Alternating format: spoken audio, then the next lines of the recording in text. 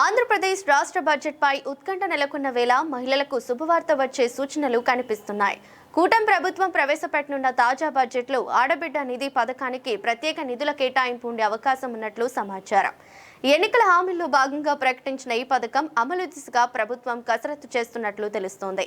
ఎన్నికల సమయంలో ముఖ్యమంత్రి చంద్రబాబు మహిళల ఆర్థిక సాధికారత కోసం ఆడబిడ్డ నిధి పథకాన్ని ప్రకటించారు. ఈ పథకం కింద అర్హులైన మహిళలకు నెలకు 1500, సంవత్సరానికి మొత్తం 18,000 నేరుగా బ్యాంకు ఖాతాల్లో జమ చేసే ప్రతిపాదన ఉంది. రాష్ట్ర ప్రభుత్వం ప్రవేశపెట్టనున్న ఆంధ్రప్రదేశ్ బడ్జెట్లో మహిళా సంక్షేమ పథకాలకు అధిక ప్రాధాన్యం ఇవ్వనున్నట్లు సమాచారం. ఆడబిడ్డ నిధి అర్హతలు ఎలా ఉండవచ్చు అనేది ఇప్పుడు చూద్దాం. ఇప్పటి వరకు ప్రభుత్వం అధికారిక గైడ్ లైన్స్ విడుదల చేయలేదు. కానీ సాధారణంగా ఈ క్రింది ప్రమాణాలు ఉండే అవకాశం ఉంది. తక్కువ ఆదాయం గల కుటుంబాలు, నిర్దిష్ట వయసు గల మహిళలు, రాష్ట్ర నివాసితులు ప్రభుత్వ గుర్తింపు పత్రాలు కలిగి ఉండాలి.